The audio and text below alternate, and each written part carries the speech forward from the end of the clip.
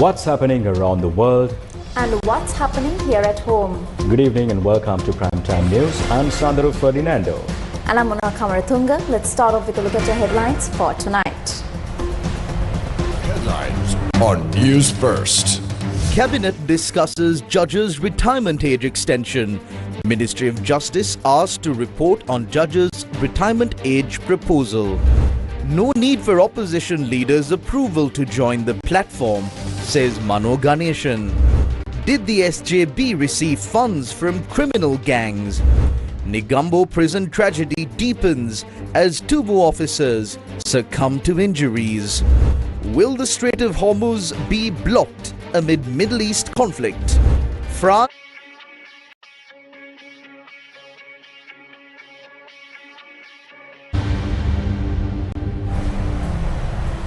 In our top story for tonight, the Cabinet has decided to assign the Ministry of Justice to examine and report on proposals relating to the extension of the retirement age of judges. Now, Cabinet spokesperson and Minister Dr. Nalinda Jayatissa said the matter was discussed by the Cabinet at its meeting yesterday. Proposals are currently being considered to extend the retirement age of all judges by 2 years. Any changes relating to the retirement age of magistrates, district judges and High Court judges would require amendments to existing laws, including the Judicature Act. However, changes to the retirement age of Supreme Court and Court of Appeal judges would require a constitutional amendment. Why is the retirement age of judges being considered for extension? Cabinet spokesperson Dr. Nalinda Jayatissa provided an explanation. There is a general understanding among journalists and the wider public about the time taken to conclude court cases and the hardship this causes people. While judges themselves are interested in seeing cases conclude more quickly, they too are under pressure in this regard. Accelerating judicial proceedings is important to ensure public confidence in the justice system. For people to have faith in justice, they must also have confidence in the process through which justice is delivered. At the same time, the concentration of certain judicial institutions in Colombo creates an additional burden on the general public. Through the 20th Amendment to the Constitution in 2020, the number of Supreme Court judges was increased from 11 to 14, while the number of Court of Appeal judges was increased from 12 to 20. However, the retirement age issue was not addressed at that time.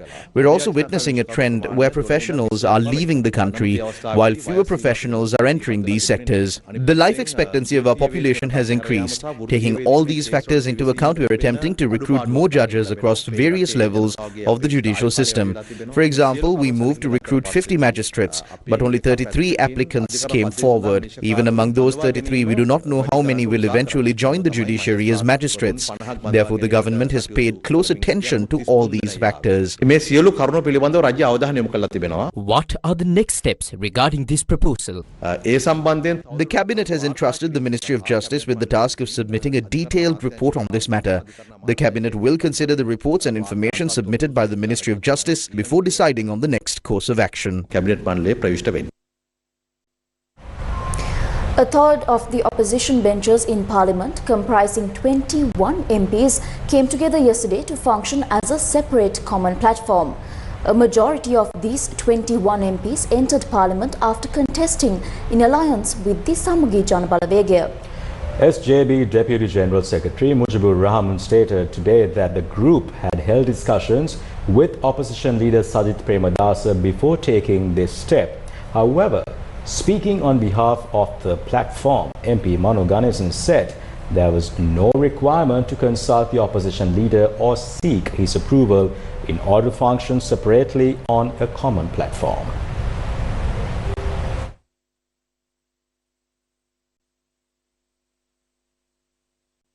The Lanka Tamil Arasa Kutchi, Tamil Progressive Alliance, Sri Lanka Muslim Congress, All Ceylon Makkal Congress, Democratic Tamil National Alliance and Ceylon Workers Congress, along with representatives and leaders of those parties, held a media briefing in Colombo yesterday and launched the platform, what they described as a new political alliance. They stated that 21 opposition MPs are currently aligned with the platform. Responding to questions from journalists today regarding the reduction in the number of parliamentary seats represented by the SJB, Deputy General Secretary Mujibur Rahman was asked about the seat.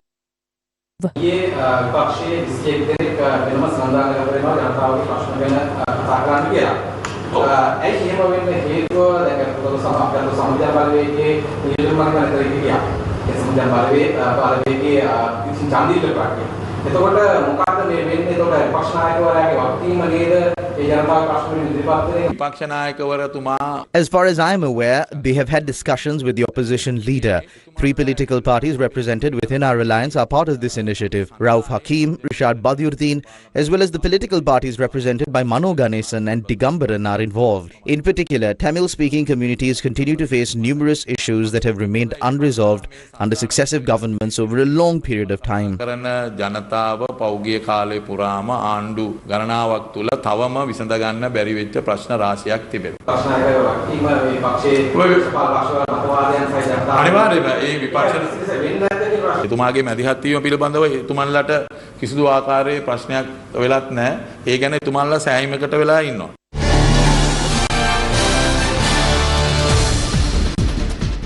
However, speaking on the Newsline program, MP Mano Ganesan maintained that no approval from the opposition leader was necessary. இல்ல அனுமதி கேட்க வேண்டிய அவசியம் கிடையாது. அனுமதி தரவில்லை, அது வேறு விஷயம். ஆனால் இந்த மேடையிலே அங்க வைக்கும் கட்சிகள் எல்லாமே ஐக்கிய மக்கள் கூட்டணி கட்சிகள் அல்லவே. ஆனா முக்கியமான 3 கட்சிகள் உங்களுடைய கட்சி அதே போன்ற காங்கிரஸ் இல்லைங்க மக்கள் காங்கிரஸ் 3 கட்சியும் பிரதான கட்சிகள் அங்கே இருக்கின்றன. அந்த கட்சிகள் தான் நாங்கள் இந்த மேடை அமைத்திருக்கிறோம். ஆகவே அந்த ஐக்கிய மக்கள் கூட்டணியிலே நாங்கள் இருக்கக்கூடிய அந்த இருப்பு அப்படி இருக்கிறது. இது ஒரு கூட்டணி அல்லவே, இது ஒரு தேர்தல் கூட்டணி அல்ல, மாறாக இது ஒரு மேடை, பொது மேடை.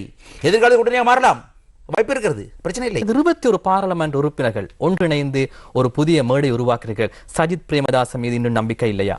இல்லை, அப்படியும் எடுக்காமல் இருக்கலாம். ஆனால் அப்படி என்று நாங்கள் நினைத்து நாங்கள் செய்யவில்லை. பாராக இல்லை, பார்வையாளர்கள் எப்படியும் எடுக்கலாம் அதை, ஆனால் அதை அவர்கள் விட்டு விடுவோம்.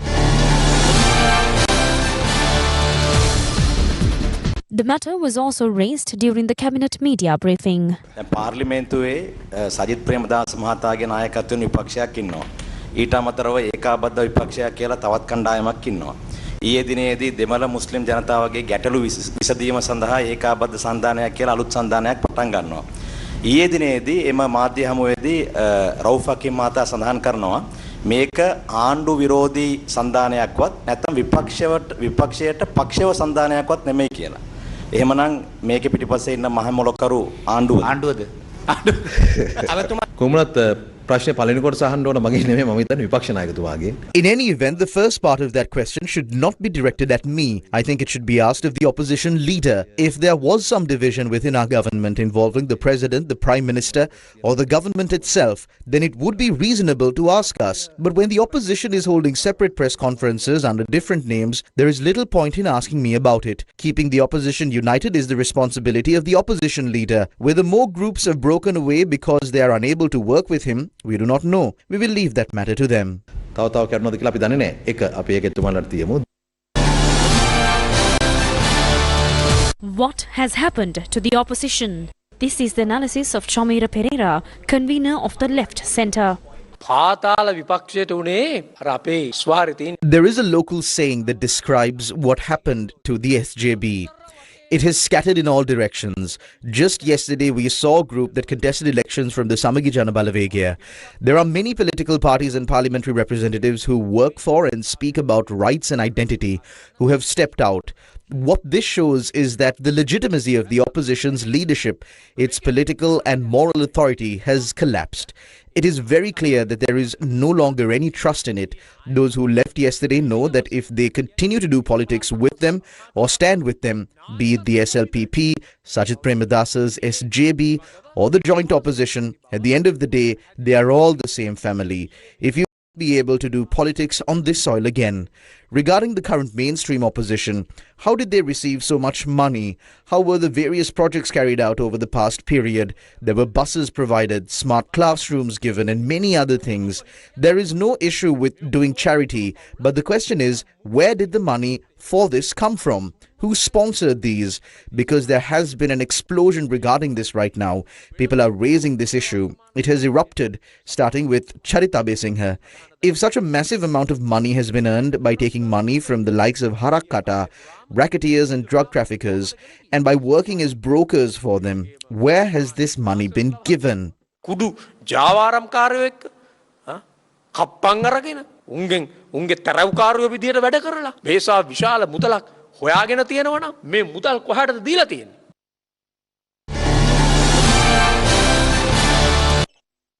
Did the criminal gangs? Here is the response of Member of Parliament Mujibur Rahman.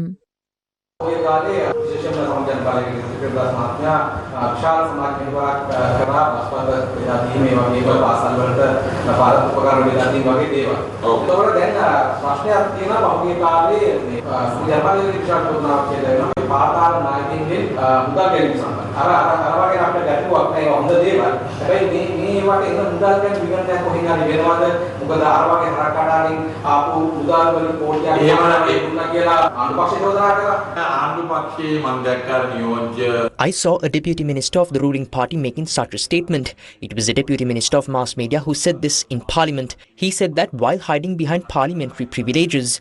Do you really think that the Samagi Jana Balawegi is a party that needs to be run by taking money from Harakata? If there is a need to conduct an audit, when that audit is done, Sajid Premadasa will provide the details of who the philanthropists are that helped him to distribute these buses and establish smart classrooms and how he found that money.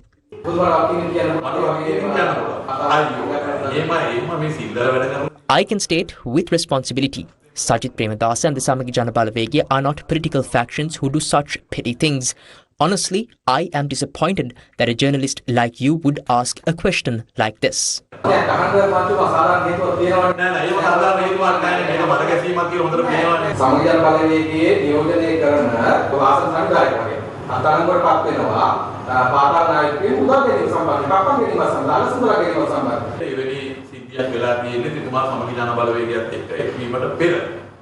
තමයි සිද්ධිය වෙලා තියෙන්නේ. සාමාජිකත්වය වගේ දේශපාලන ක්‍රියාකාරීත්වවල පසු පරීක්ෂණයක් කරන්න නෑ මෙහෙමයි. අපි සාමාන්‍යයෙන් මැතිවරණයක් කියලා ඔය පුද්ගලයා කලින් මේ ඉස්සරකට ගන්න පුද්ගලෙක් නෑ මෙහෙමයි. අපි සාමාන්‍යයෙන් No, it's like this. Usually when we are contesting an election, when granting candidacy, we definitely have a candidate selection board. There are some inquiries made regarding every candidate. We especially look into whether there are pending court cases against them. We check if they have been found guilty in court.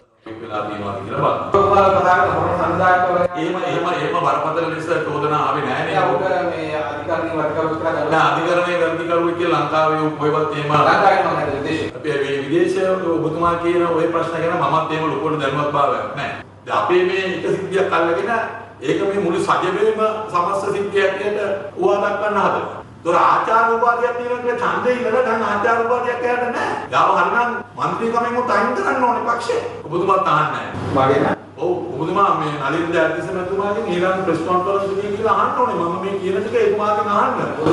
ඔබතුමා කියන්නේ නෑ මම කියන්නේ දැන් ඔබතුමාලා අපෙන් අහනවා වගේම ඒක අපි ඉතින් බලන්න.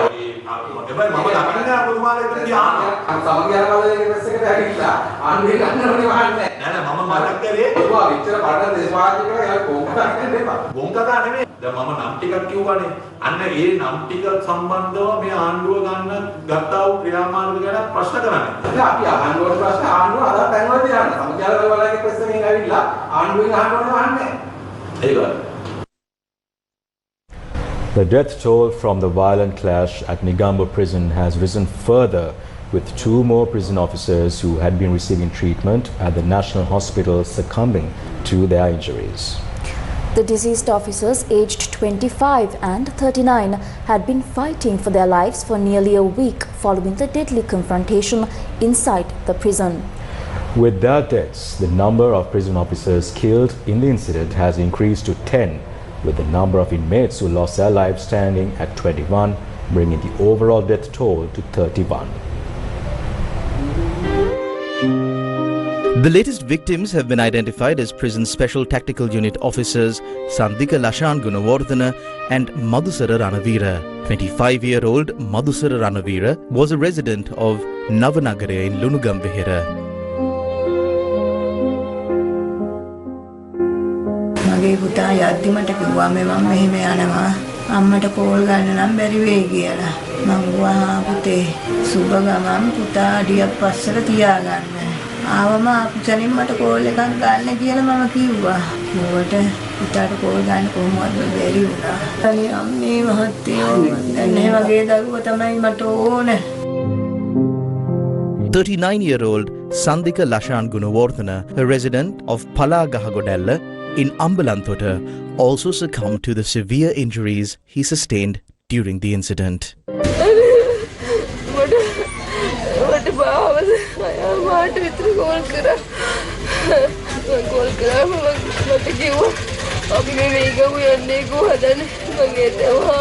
මගේ යාළුවෙක් ගෙදර යනවා කිව්වා අනේ මොකද මේ ගමන කියලා වඩේ වගේ නාවෙලා එතකොට මට කියනවා නෑ නෑ දන්නේ නැතුව කිව්ස් නැල්ුවේ නැද්දයි ඒ කලබලයක් වෙලයි අපි ටීම් එකක් යනවා ඊට කියලා මට ගිහින් මං කොහොමද පරිස්සමට යන්න බැරි කියලා කියලා මට කෝල් එකක් ගන්නයි කියලා මම කියලා දවසට මට කෝල් ගන්න වෙන්නේ ඇයි ඒකට 10 මාට විතර කෝල් එකක් ගත්තා මාත් එක්ක කතා කරා එයාඩි බලවත් විතර මාත් එක්ක කතා කරා අපි දෙන්න කතා කරා ඒත් කිව්වා නෑ මගේ කෑවද කියලා ඌ කිව්වා නෑ මකරදයක් නෑ ඇතුලේ තමයි කේස් එක තියෙන්නේ අපි මේ කාලා ඉන්නේ කියලා නේ සතරින් කතා කරා ඒක කරදරයක් කරේ නෑ. Gunawardhana had joined the prisons department after retiring from the Sri Lanka Air Force. His 7-year-old son is currently battling a heart condition, and relatives said Gunawardhana had been working tirelessly to secure treatment and build a better future for his child. වලට තමයි පෙන්නුවේ. ඒකෙන් තමයි ඊට පස්සේ කිව්වේ මේ අවුරුද්දේ අවසානයේ ඔපරේෂන් එක කරමු අම්මා. හැබැයි ලක්ෂ 40ක් විතර යනවා. ඒකත් මෙහෙ නෙවෙයි. චෙන්නයි වල ඉන්දියාවේ චෙන්නයි වල තියෙන මියෝට් හොස්පිටල් එකේ කරන්න ඕනේ කියලා. අනේ මේ පාරණි වාඩුව අම්මා අපි ටිකට් පොත් කලින් ගහලා දීලා තිබුණේ. ඇවිල්ලා ඒව එකතු කරලා මේ දේවල් කරලා තමයි අපි කොහොමද සල්ලි ටික හොයාගන්න ඇදුවේ මාත්‍යා. Meanwhile, 5 criminal investigation department teams have launched extensive investigations into the deadly clash between two groups of inmates allegedly linked to organized crime and narcotics trafficking inside the Negombo prison. When the case was taken up before the Negombo Magistrates Court today, investigators informed court that statements had so far been recorded from 286 individuals, including inmates and prison personnel. The CID further revealed that 271 spent cartridges believed to have been used during the incident had been recovered. Of these, 249 were identified as ammunition used in T-56 assault rifles. The remaining spent cartridges were identified as ammunition fired from 9mm firearms. Investigators also informed court that inquiries have commenced into 60 firearms believed to have been used during the incident. According to submissions made before court, the violence is believed to have begun after an inmate identified as Suresh Pushpakumara, alias Katuellegama Suresh, allegedly threatened a prison officer and became aggressive after claiming that the time allocated for exercise was insufficient. Authorities subsequently deployed 89 prison and police personnel from Colombo in an effort to bring the situation under control. The case is scheduled to be taken up again before the Negombo Magistrates Court on Thursday as investigations continue into one of the deadliest prison incidents in recent Sri Lankan history. In more local news, the Court of Appeal today fixed 17th of July for further hearing of a petition filed by former State Intelligence Service Director Suresh Saleh challenging his arrest and detention under the Prevention of Terrorism Act in connection with investigations into the 2019 Easter Sunday terrorist attacks. The petition was taken up before a bench comprising Court of Appeal President Justice Rohantha Abesurya and Justice Priyantha Fernando. President's Counsel Sanjeeva Jayawardena, appearing on behalf of petitioner Suresh Saleh, submitted to court that international investigations conducted into the Easter Sunday attacks had revealed that the attacks were not carried out by his client. He further stated that strong evidence had emerged before the Janak De Silva Commission, indicating that Zaharan Hashim had been implementing his plan to establish an Islamic State from 2018 onwards. President's Counsel Jayawardena pointed out that the group had operated based on the ideology of the ISIS terrorist organization. He also told court that the report of the Janak De Silva Commission had revealed that one of the objectives of Zaharan Hashim and his associates had been to launch an attack on the Kandy Asala Perahera in an attempt to create tensions between the Sinhala and Muslim communities. The President's Counsel further stated that according to former Criminal Investigation Department Director Shani Abesekara, Commission reports did not contain evidence linking Suresh Saleh to the Easter Sunday attacks. He also emphasized to court that Sri Lanka had requested assistance from the United States to conduct an independent investigation into the Easter Sunday terrorist attack, and that then US President Donald Trump had confirmed this through his public statements. President's Counsel Jayawardena told court that 33 FBI officers had travelled to Sri Lanka to assist the Criminal Investigation Department's investigation into the Easter Sunday attacks. He said the FBI officers had supported a range of investigative activities, including the analysis of digital devices and obtaining information from victims. He noted that during the period in which those investigations were carried out, the director of the Criminal Investigation Department had been Shani Abesekara. The President's Counsel further alleged that former Senior Deputy Inspector General of Police Ravi Seniviratna and former CID Director Shani Abesekara had been aware of extremist activities carried out and planned by the National Tawheed Jamaat organization but had failed to take action to prevent them. He told court that between the 25th of January and the 20th of April 2019, then State Intelligence Service Director Nilantha Jayawardena had forwarded reports to the Inspector General of Police regarding extremist activities carried out and planned by Zaharan Hashim and the National Tawheed Jamaat organization. According to the President's Counsel, copies of those reports had also been sent to Ravi Seniviratna and Shani Abesekara. President's Counsel Jayawardena argued that the authorities responsible for preventing those terrorist activities had failed to take appropriate action. He told court that a former Criminal Investigation Department officer, Vasala Tantrige Dias Padmasiri, had stated in evidence that reports relating to terrorist activities had not been forwarded to officers responsible for investigating extremist activities. After considering the submissions made, the Court of Appeal fixed the 17th of July for the further hearing of the petition. The new dedicated end-of-life care unit at the Tellipalai Base Hospital in Jaffna was officially opened today, marking a major milestone for compassionate, dignified and patient-centered care for those facing life-limited illnesses in Sri Lanka's northern province.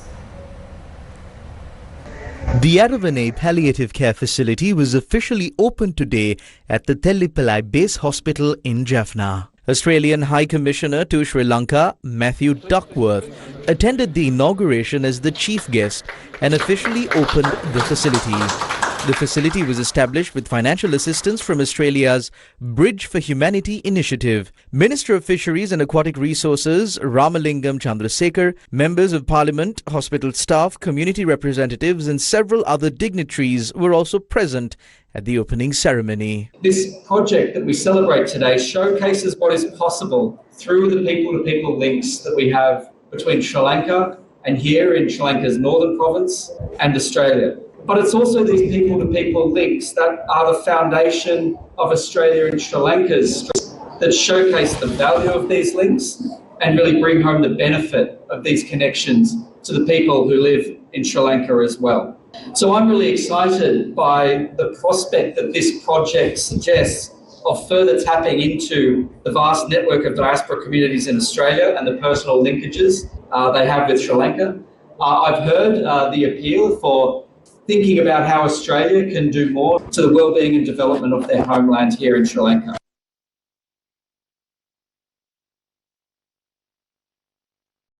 Watch the FIFA World Cup live, where the best football teams in the world compete.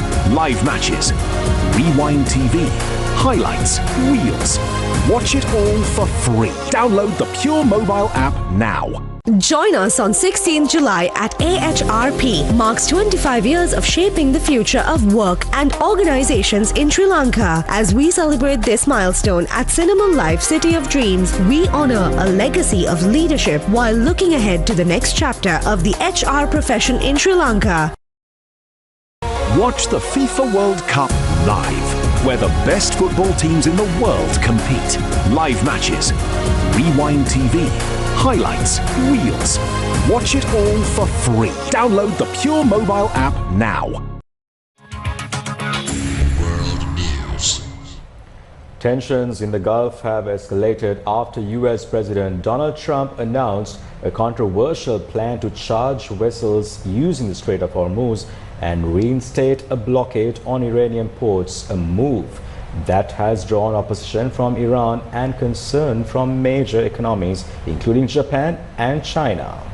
Now, Theruni Karnaratna has more on this story from the Newsfirst International Desk.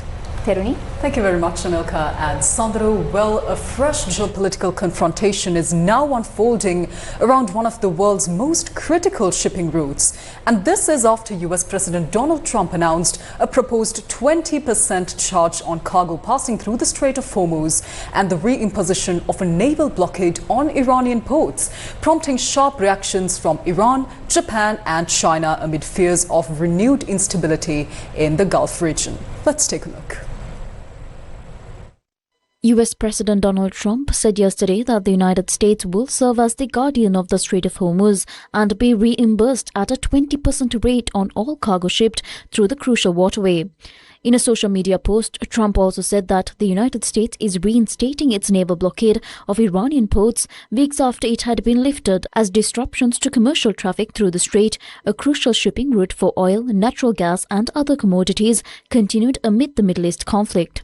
It remains unclear whether the 20% rate applies to the value of all cargo shipped through the Strait of Hormuz or represents a charge based on the costs needed to ensure safe passage through the waterway. Iranian Foreign Minister Abbas Araghchi on Monday mocked the US President Donald Trump's proposal to impose a 20% charge on all cargo passing through the Strait of Hormuz, saying the fee was excessive and insisting Iran would be fair if compensation for securing the vital waterway was required.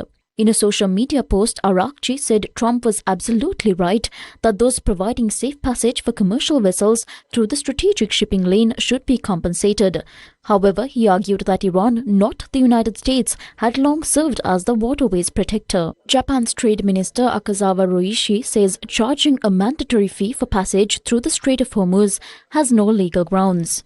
Akazawa spoke to reporters today about US President Donald Trump's plan to charge a 20% toll on cargo passing through the waterway.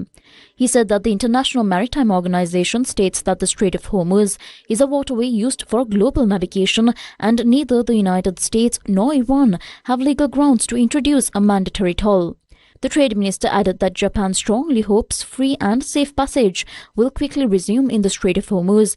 He said Japan will closely monitor possible impacts on global energy markets and Japan's economy, including prices. China today urged the US and Iran to avoid returning to war after Washington announced that it would reimpose a blockade on Iranian ports in the Strait of Hormuz. Foreign Ministry spokesperson Lin Jian told reporters in Beijing that China is deeply concerned over resumed military conflict in the Gulf region. Lin urged the relevant parties to quote-unquote heed strong call for peace and stability in the region, remain calm, exercise restraint, safeguard hard-won ceasefire and avoid return of war. Li added that respect for the lawful rights and interests of the coastal countries of the Strait of Hormuz and an early resumption of normal and safe passage in the strait is what the international community wants to see. China's statement came as the US and Iran continued military strikes, with the conflict seeing fresh escalation amid attacks on vessels in the Strait of Hormuz. The latest incidents came amid renewed tensions around the Strait of Hormuz following the start of the war launched by the US and Israel against Iran on the 28th of February. London's Financial Times newspaper reported that Iran has hacked mobile networks throughout the Middle East to track the locations of US personnel and contractors throughout the war. London's Financial Times, the report filed citing telecommunications data from the Mobile Surveillance Monitor Research Project and quoting people familiar with the matter. US lawmakers were alarmed by the information, as they warned that roaming systems and smartphone advertising technology have left the military vulnerable to attack. Officials in the Gulf suspected Iran or its allies of exploiting roaming agreements with local phone providers to try to locate US personnel. A US official speaking on the condition of anonymity told the newspaper that actors linked to Iran had abused commercially available advertising databases to track phones in northern Iraq's semi-autonomous Kurdish region.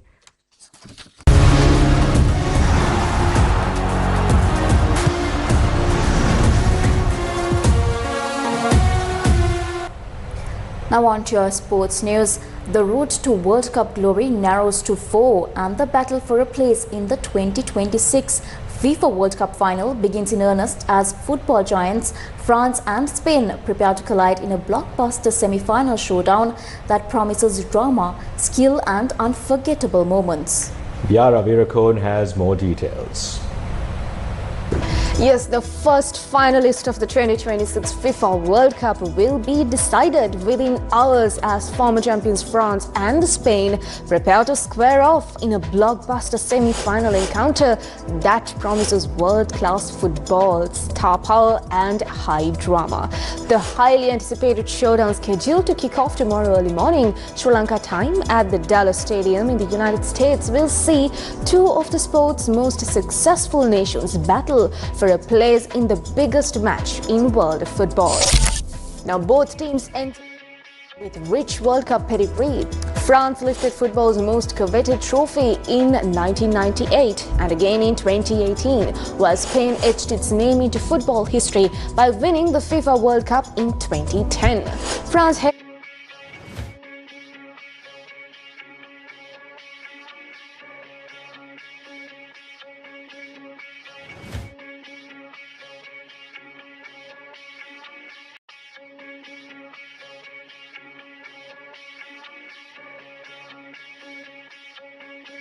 superstar currently tops the tournament's scoring charts with an impressive 8 goals and remains the player many believe could fly Le Bleu into another World Cup final. Spain, ranked 3rd in the world, have also produced a series of outstanding performances on their route to the last 4. Now combining their trademark possession-based style with clinical finishing, the Spaniards have emerged as one of the tournament's most exciting teams. Among their standout performers is Mikel Oyarzabal, who has netted 4 goals and played a crucial role in Spain's march to the semi-finals. With both nations boasting a blend of experience, quality and attacking flair, football fans across the globe are expecting a thrilling contest between two former world champions determined to keep their title dreams alive. The race for World Cup glory does not end there. The second semi-final will feature another heavyweight clash, with England set to face defending champions Argentina in Atlanta. Now that 10-counter will also kick off at 12:30 a.m. Sri Lanka time the following day, setting up another mouth-watering battle as two football powerhouses compete for the remaining place in the World Cup final. Now with France, Spain, England and Argentina left standing, the 2026 FIFA World Cup has reached its most dramatic stage. Some of the biggest names in the world football are now just one victory away from the final, where immortality awaits. Now Sri Lankan football fans will be able to watch every moment of the semi-final action alive through the Maharaja Media Network, which holds the licensed broadcasting rights for the 2026 FIFA World Cup in Sri Lanka. All matches will be broadcast live on Sirasa TV and TV1, bringing the world's biggest football spectacle directly to viewers across the island. Watch the FIFA World Cup live, where the best football teams in the world compete. Live matches, Rewind TV, highlights, reels. Watch it all for free. Download the Pure mobile app now. First. It's now time to take a look at the weather report for the day. We once again cross over to Viara to bring us more details. Viara?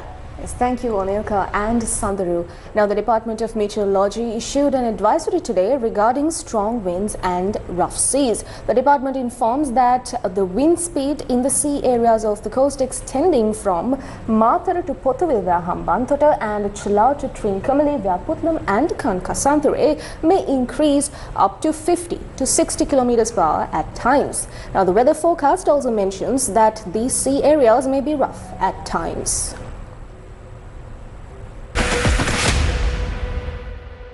The Stop Dengue Now National Dengue Prevention Program continued for its 7th consecutive day across the Western Province today.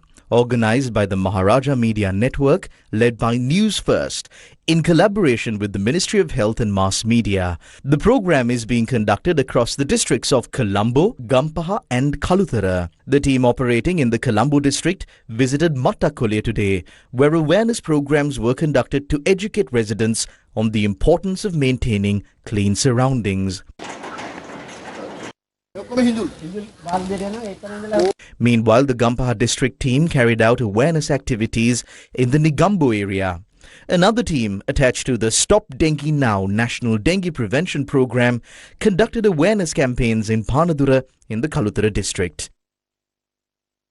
Today, we joined public health inspectors as we visited certain houses, retail zones and beach parks to identify the potential threat of mosquito breeding sites. Property owners were educated on the importance of eradicating these sites to help prevent the spread of dengue. For the Newsfirst team, I'm Jason Navaratna. And with that, we wrap up news for tonight. Thanks for watching. Good night.